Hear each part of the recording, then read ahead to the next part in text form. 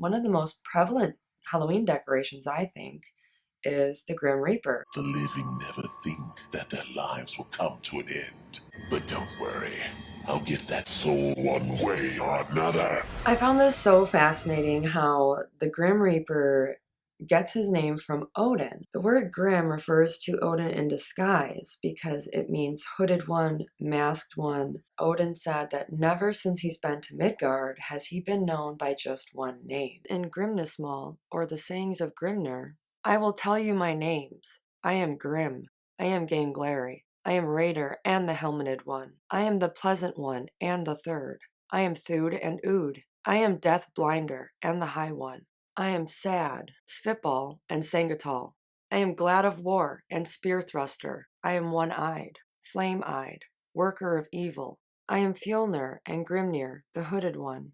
In England, there is the Great Grimsby, and this is not, I like the play on words, kind of like the Great Gatsby, but it's not related to that in any way. It's just a locational term because there's a little Grimsby and a greater Grimsby in the area. Grimsby means Odin's village. I found a clip on YouTube by a local of Grimsby, and this is what he had to say.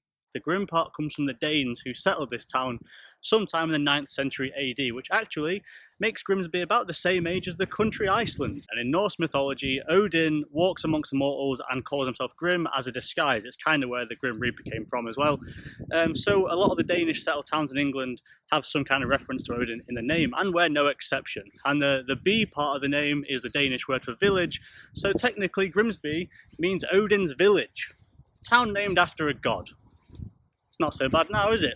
The town of Grimsby was founded by 3 Vikings, according to legend, and it was named after one of them known as Grim. He was a great fisherman, and Grimsby at one point was the largest fishing port in the world, so it was definitely known for fishing. We all know that the thunder god Thor loves fishing, so it's hard for me to imagine that Thor never was taught how to fish by his father. Odin never took his son fishing. I think that if anything, Odin was a great fisherman.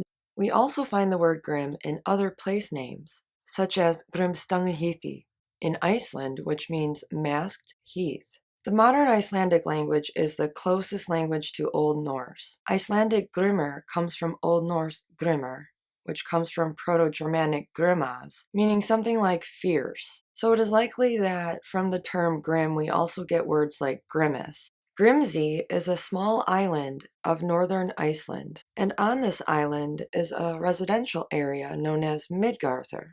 Grimsarg is another village in England that has the word grim in the name.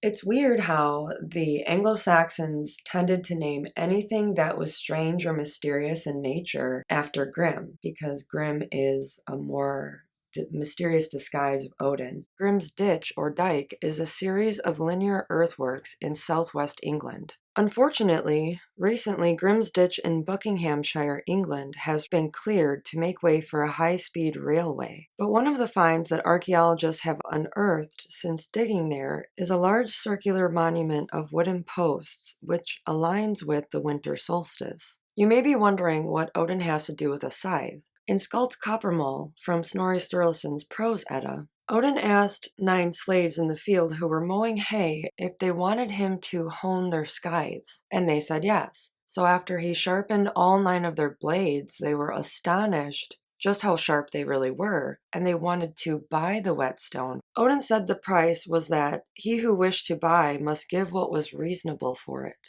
All 9 of these men wanted to buy it, but Odin threw it up into the air, and when they scrambled to catch it, they slit each other's throats with their 9 sharpened blades. So in this tale, Odin is able to sharpen scythes like no other, sort of like you'd expect from a Grim Reaper figure, and all of these men die so that Odin can cleverly go to the farm owner, Bogi, who was not too happy about his new economic situation, and said, well, now I have to replace the work of 9 men, something happened to my farmers, to which Odin said that his name was Bolverk, which means worker of evil, and he would take on the work of these men in exchange for a sip of mead from his brother Suttung. So this is an ancient tool that Odin had at one point used to attain the meat of poetry.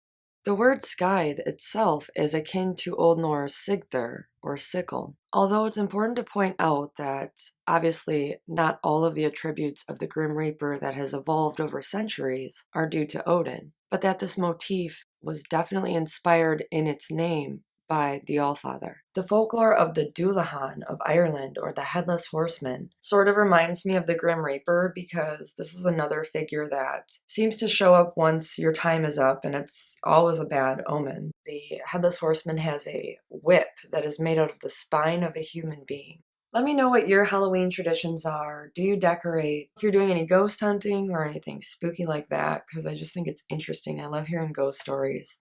If you like this video, please subscribe, click the notification bell, and leave me a comment down below. I'm wishing all of you a wonderful Samhain.